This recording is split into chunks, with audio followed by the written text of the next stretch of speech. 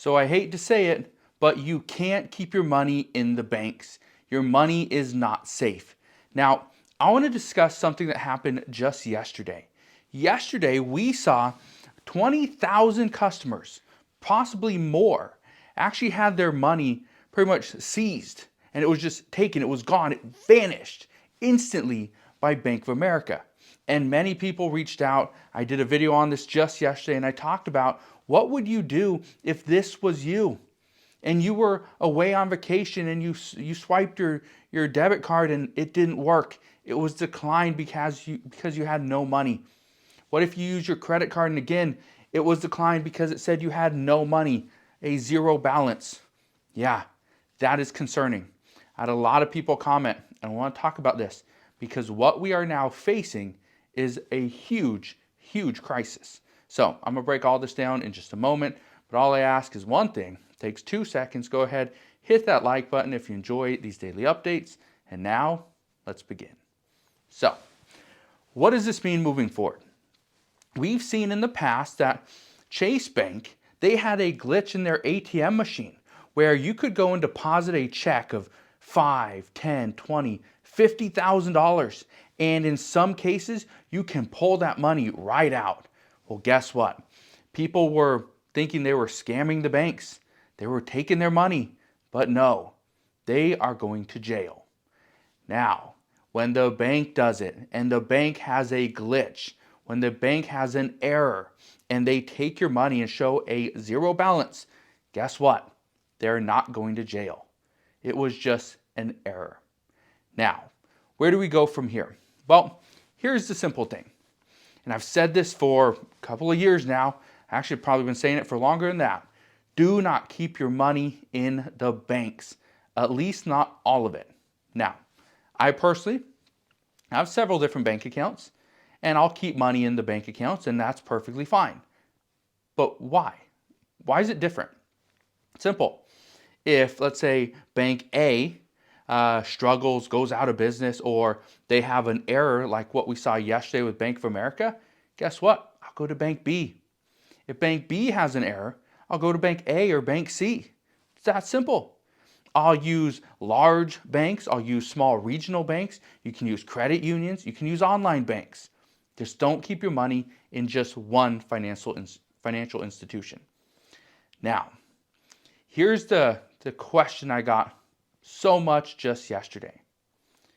What do we do? What happens when there's more and more of these banks that are taking our money? They're not giving us our money. One person commented and asked, well, they went into their bank and asked, I think it was for like $1,000 or something like that. And the bank told them, no, sorry, we actually have a limit that you can only get $500. When you come in, you can only get $500 maximum, or you have to have an actual request, a cash request, and then we will process it and give you the money the next day. So this person needed $1,000, but all they got was $500. That was it. That was all the bank could give them. Now, what do we do in this case? Do you write a check? Right? Do you get a cashier's check? Well, I've talked about this before too. Some banks, they're going above and beyond to take your money. I've heard people are getting charged like $15 for their bank to issue a cashier's check. For me, my bank, I think it's like $4, $5 to get a cashier's check. So what do? I just go in and ask for cash. They'll take the cash to the other bank. That's all I do, right? Simple. Hard part is, what if you're taking out $10, $20, $50,000? What do you do then? Well, this is the problem. And again, this is why you need to have several banks. Now, here's something I want to touch on. This issue that we faced yesterday, where Bank of America pretty much seized and just froze, 20,000 customers' accounts. Experts say this is going to happen again. They say this is going to be a continuous thing, that we're going to see this more and more.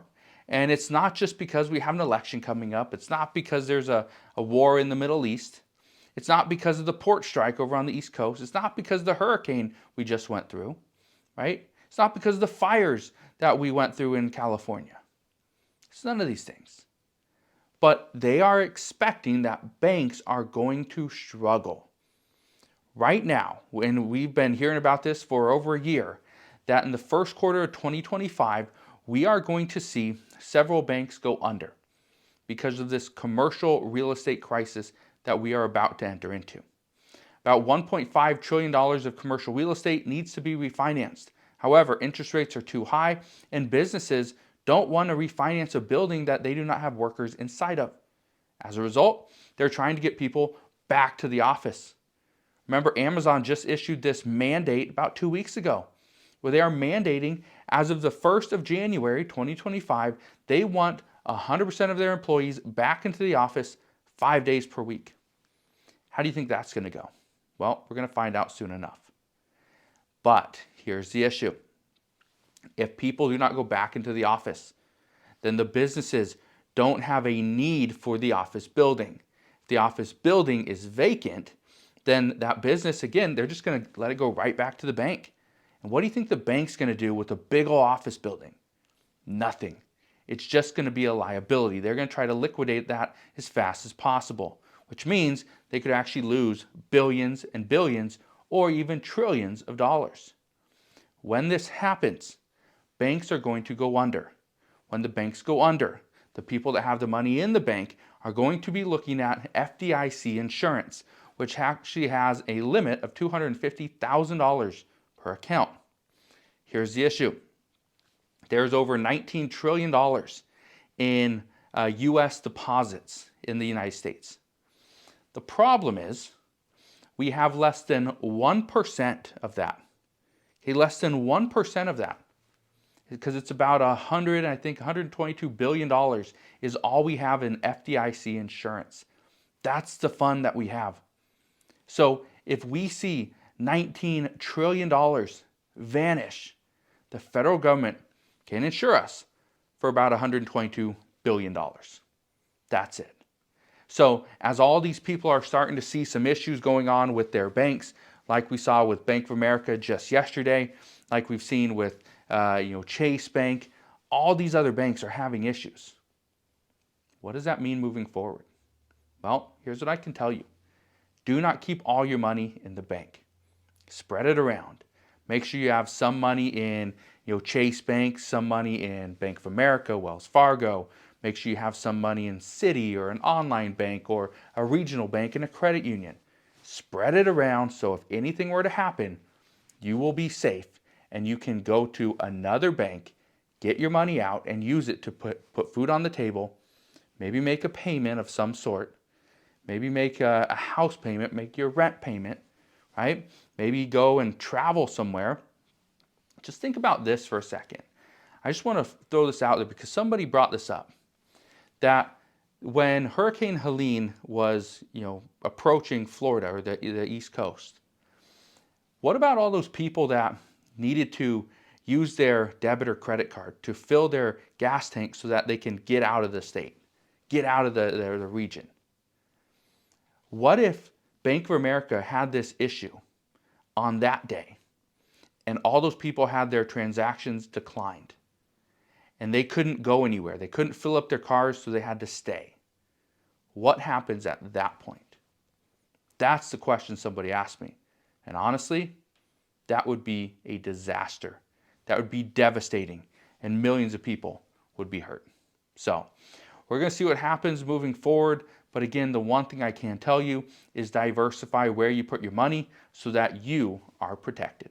But if you have any questions whatsoever regarding the banking issues that we are currently facing or any of the issues currently in the United States, please ask your questions down in the comment section below.